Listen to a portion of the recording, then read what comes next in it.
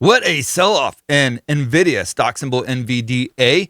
Today, it was the single biggest market cap sell-off in the history of the stock market, over 600 billion. Before that, it was Meta at 230 billion. And the S&P 500 finished 1.5% lower. The NASDAQ was about 3% lower. And that's what the majority of the stocks on the S&P 500 trading higher. It was quite a remarkable day. The influence that you were able to see with Nvidia and Broadcom, stock symbol AVGO, having on the entire market. We're going to look at Nvidia here. And one of the main goals of this video is to decide for ourselves, okay, is this a stock that is worth buying the dip on right now, or do we need to let this one play out? What are the red flags on it besides the obvious? DeepSeek is obviously playing a huge role in this.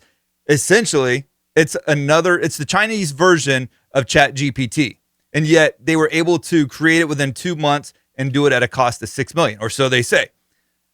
As a result, that has the market very concerned because NVIDIA is making billions upon billions of dollars selling their chips to fund the AI growth movement here in the United States.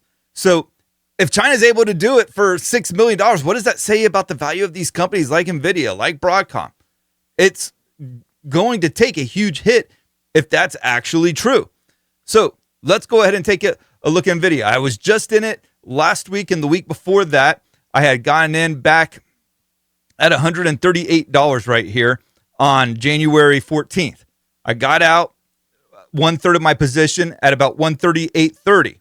And then from there, I rode it up and got out another at 145 for about 11% profit. And then when it came back down starting on Friday, this candle here, it was kind of disturbing to me. I was like, something's not adding up here. You had this bearish engulfing candle pattern. We were starting to break below the 5-day moving average. I was only down to 1/3 of a position, but I said to myself, I'm going to go ahead and close it out. Not knowing what was going to happen on Monday. I didn't have a clue. I mean, that's more like lucky than anything that I was able to get out right beforehand. But nonetheless, I'll take it. I was following the candles. The candles were already showing some caution with some above average volume and to the downside, and a candle bar that was just massive. Not counting today's candle bar. That was much bigger.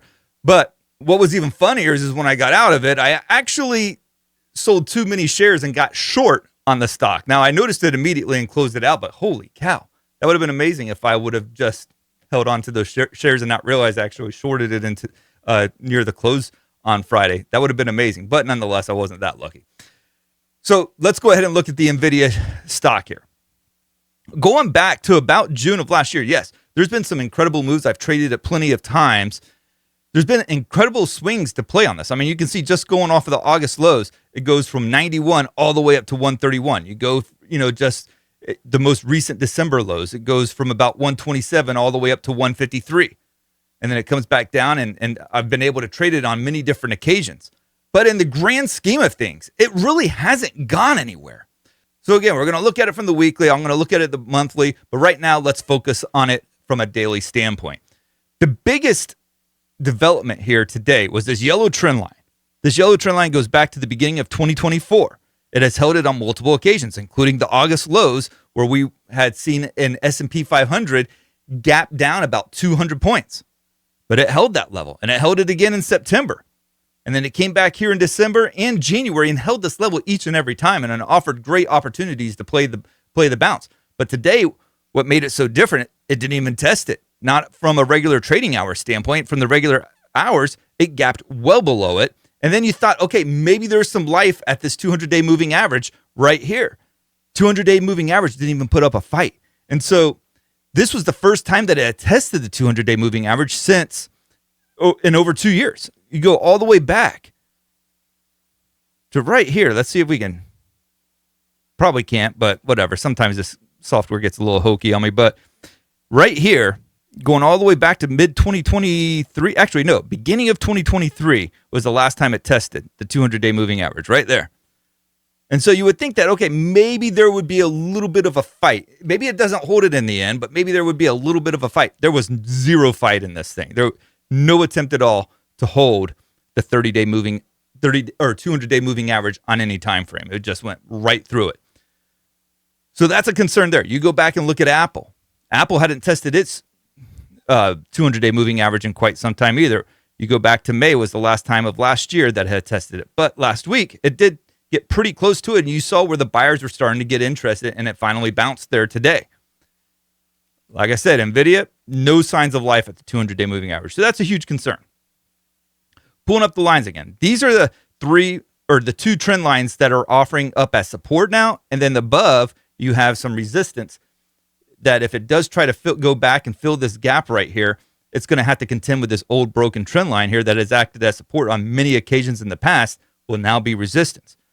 So now this white line, this goes back to the trend line that started in October of 2023. And I don't know if there's really a lot of support there. You can see where it started it here, tested it once in December, tested it again in January of 2024, and then it hasn't tested it since then. It went wild and crazy with this move in 2024 that saw it go from 47 all the way to 139, and still when it pulled back didn't even get anywhere close to it. And so now the reality is that there may be a pullback down to this 101 level. And people say, well, that's crazy, Ryan. It's not going to drop that far. Well, it did the exact same amount in one day. And I'm not saying it's going there tomorrow, but it is definitely a level that you want to be paying close attention to. Now, where it starts to get a little dark and murky is, okay, what about this purple line here that goes back to April? I don't really care about this purple line too much. It sits at 69 right now. I don't really think that that's in the game plan just yet. You want to see what it does with 101. If it can hold that level, there might be a really good bounce opportunity right there. As it stands at its current price at 118.42, there's not a lot of support level underneath. I mean, you can't really find any key support levels on Nvidia that make sense for a good bounce nearby.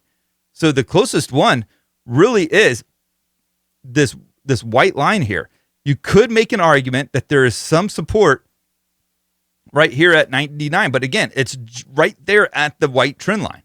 So I don't see where there's a lot of support. Now, could it create its own support level underneath? Absolutely. It could 100% create a support level that has no relation to any other price level support underneath. And a lot of stocks have done that.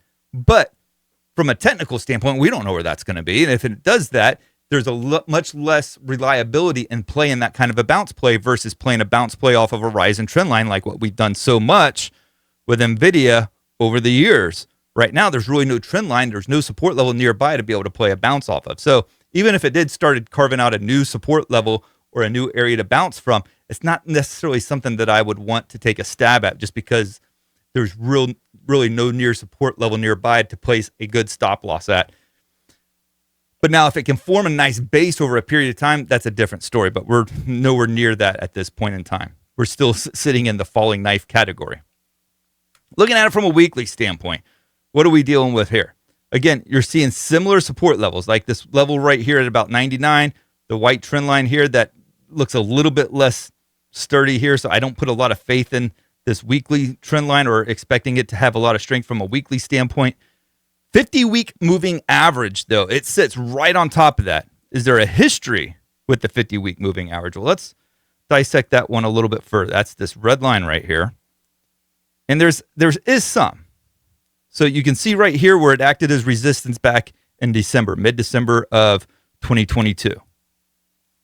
And then again, you can see where there was a cluster of tests back in early of that same calendar year, 2022.